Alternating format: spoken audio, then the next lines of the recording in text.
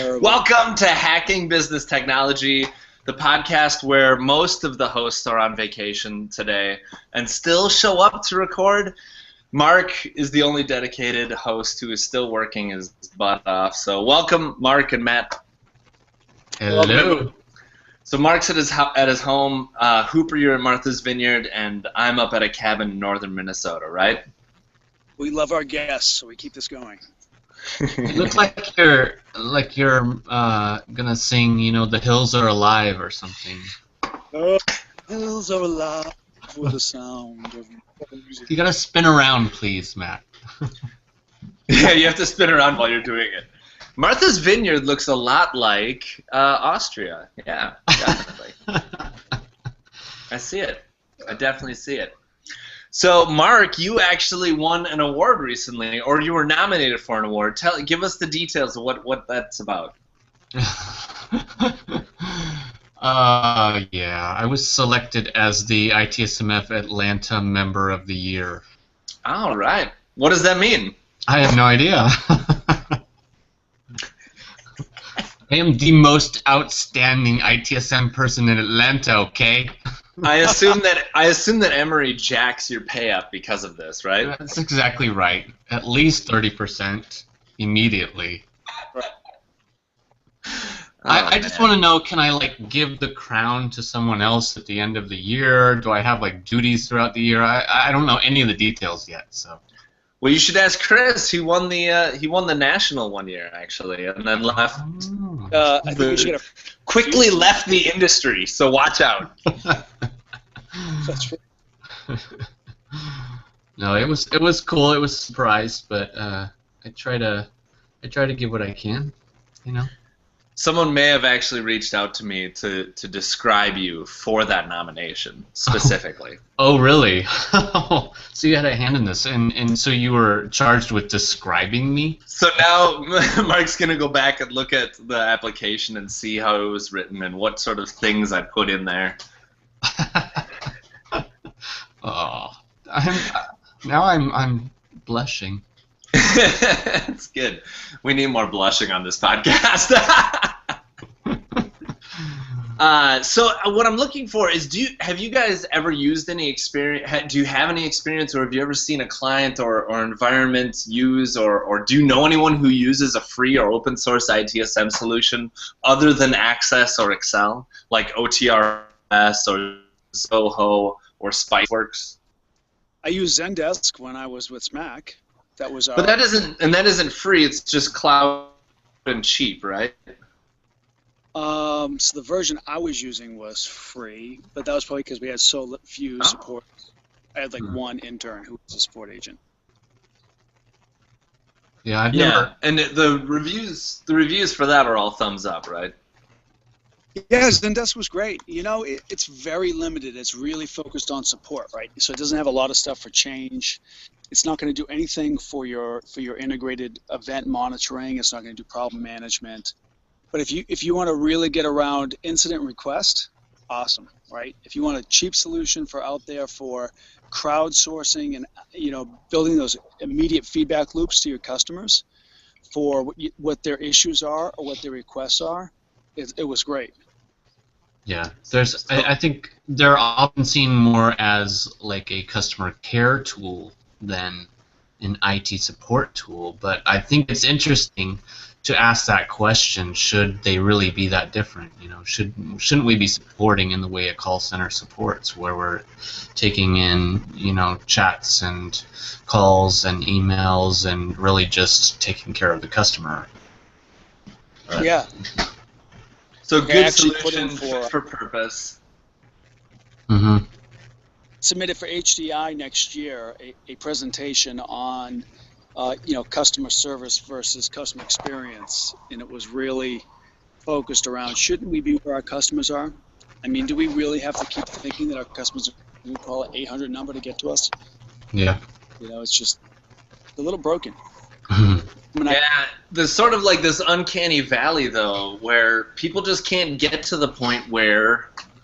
Yeah, I agree that this should exist. I don't know why we haven't crossed the valley into just, either It must be organizational change. That's why we don't crowdsource knowledge and promote proactive incident management. Yeah, I think it's the domain. You know, as long as support from an IT perspective falls under IT, it's going to be a problem. Yeah. Because they fundamentally don't get the user experience and the customer centricity of support. Yeah, it has to come from the business. It has to come from the customers. It has to be an evolution, grassroots down. Yeah. And if you, that's where marketing focuses most of its time and energy, right? Marketing really focuses on what do customers want and where are they going. And that's why they will own and continue to own a bigger portion of technology budget and technology focus than IT. Yeah. Well, it's interesting though. If you look at Zendesk or User Voice or one of those, and you just search online, you'll see more negative comments than really anything else. But I think that's because the customer and the user has a voice. They're out there talking openly. Right. It's direct with the customer community, much different than the kind of support that you would have back end within a corporation. You know. So it's going to depend on how good your services are, too, for adaptability. A CIO isn't likely to adopt those open-thinking, open-minded ways of self-supporting, self-sufficiency if the services aren't going to paint them in a positive light. Well, I mean, I think some companies... Absolutely not. Some companies may use Zendesk or User Voice for their public-facing support, and ServiceNow and BMC on their back-end IT support. So what does that mean? Why do we need to have two? Yeah. Yeah. Why do we have two? Customer support issues are technology related. Yeah. Oh, I like that. Right. What other ones? Do you guys have any experience with other ones? Yeah, no kidding. That's big. Yeah, exposing Active Directory to users is such a big deal. You know, think about that. The services we provide to customers should not be unlike Twitter and Facebook, where users can just go to their profile and enter in their information. That just drives me nuts that that doesn't exist. Thank you, Microsoft. Yeah. I don't have too much experience with the free tools, but I've been interested in finding out more about Manage Engine and Zoho. Yeah. Have we heard anything back from anyone? No, we didn't hear anything back. I tried to get a hold of marketing dude to see if they wanted to come on and do a demo, or just do a demo with me and I could edit it down, but I didn't get anywhere. So I'm thinking I just need to spin it up and actually just use it. Yeah, totally.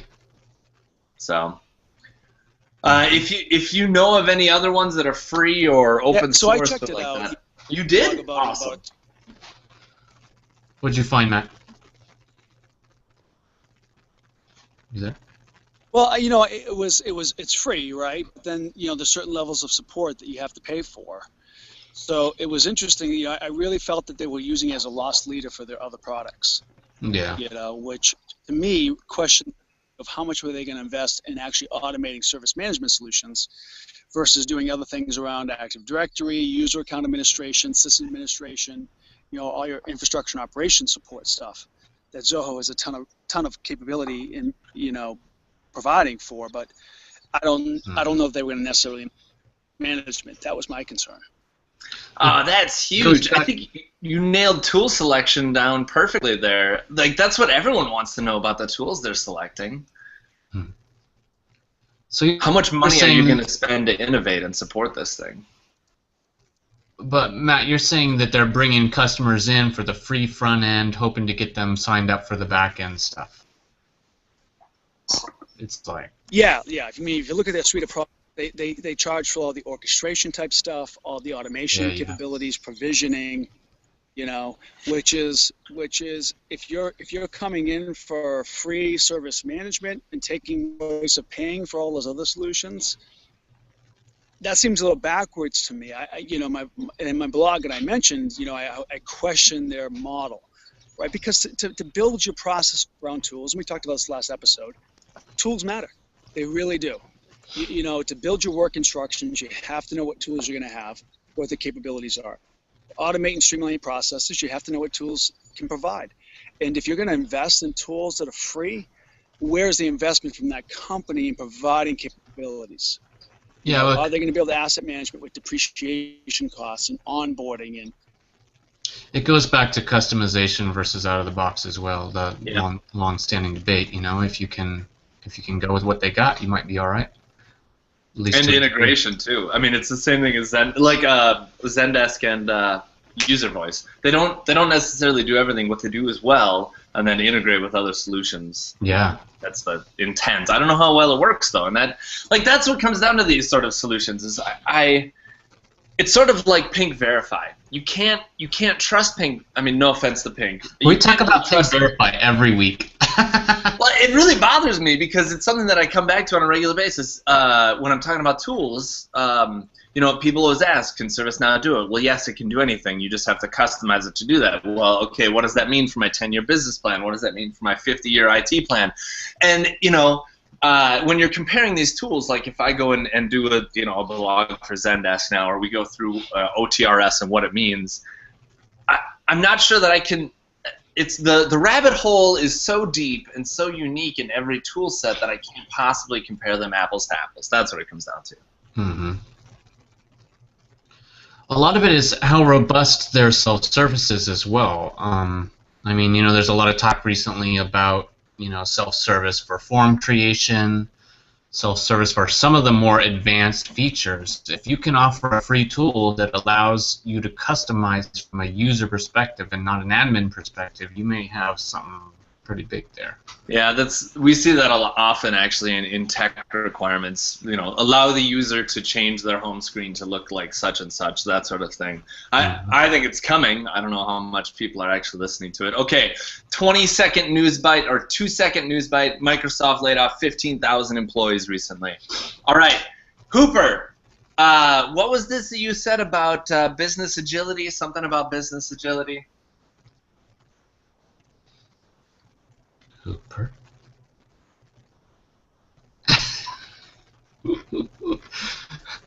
He's not there. He's texting someone. Did you put us on pause, Hoop? You may not actually be there. Through operational excellence, mean DevOps. Oh, am I gonna drop? Microsoft. Going to have to be to survive. If you want your department to survive, you better come up with innovative, agile ways of doing it. So it was not only a layoff, but it was a threat for everybody who's still working. Yeah, that's what it feels like anyway. It's funny, I read the news about the letter and how there's not a ton of good leadership happening in it. It's a lot of words and not a lot of clear, concise words. And I think, they're still trying to figure out where their play is, and I think at that point, don't say anything until you know what your play is. I don't really know.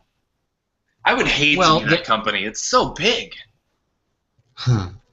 They know that. I mean, they've switched from Ballmer being products and services to the guy being mobile first and cloud first.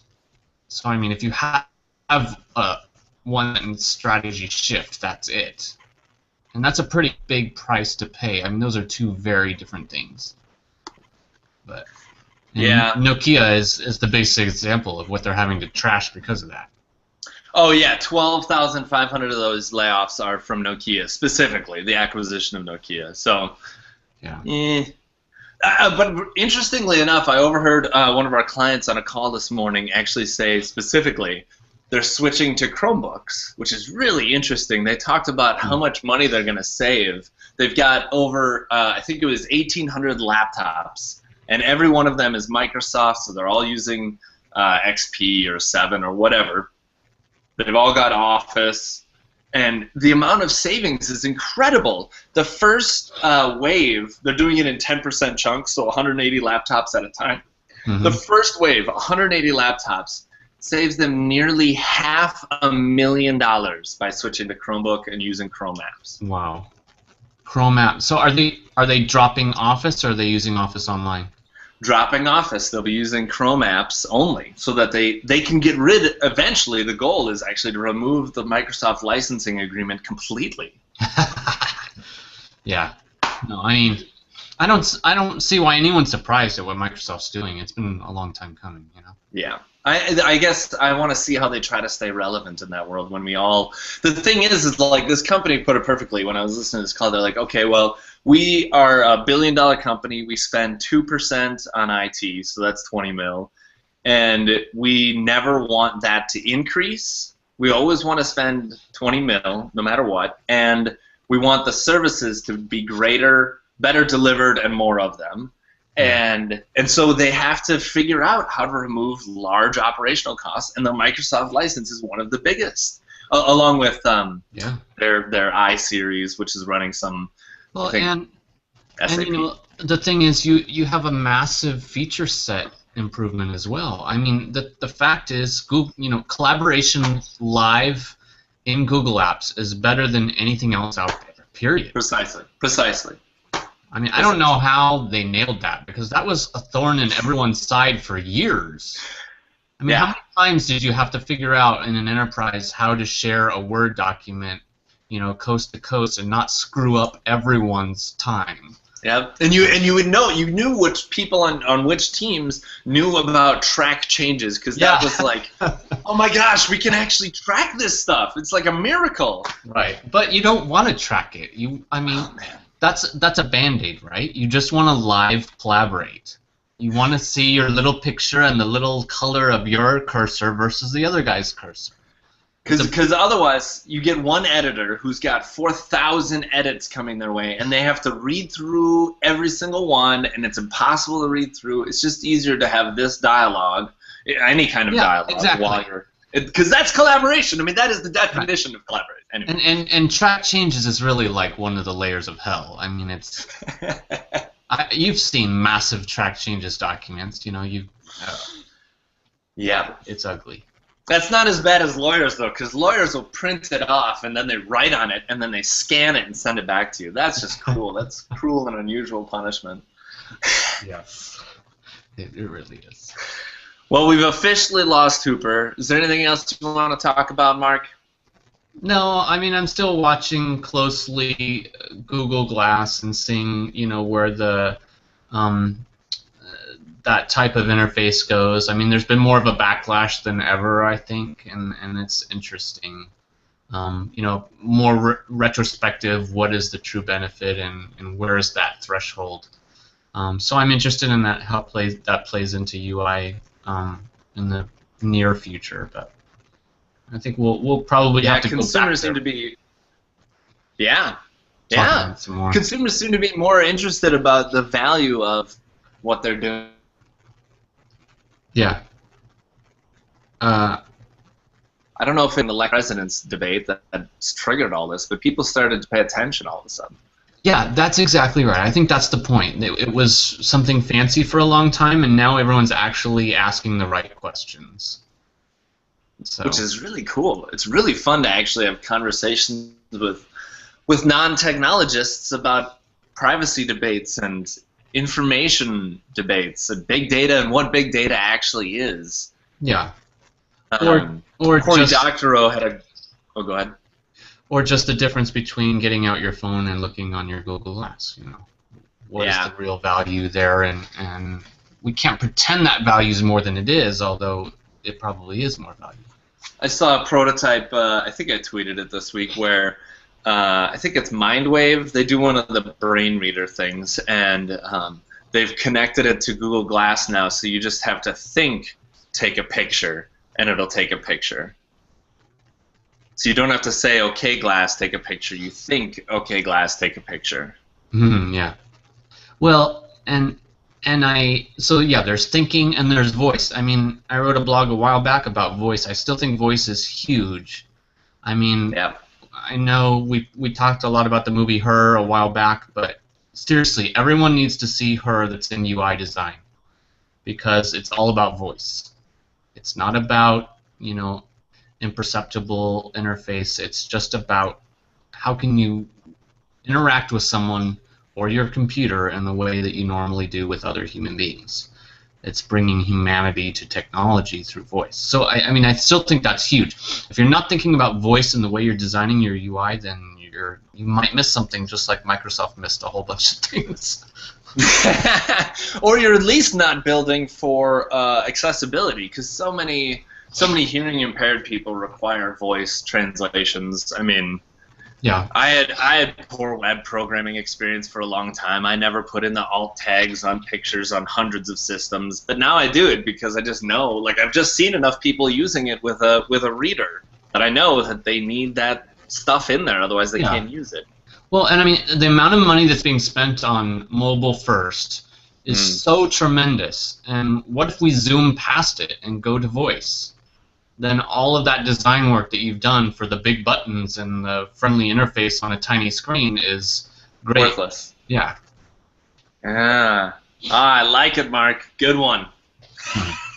Thank you, Matt. All right, let's wrap it up. We'll talk about it again next week. Thanks for viewing. Thanks, Mark, for being here. Thanks, everybody. See you later. Have a good week.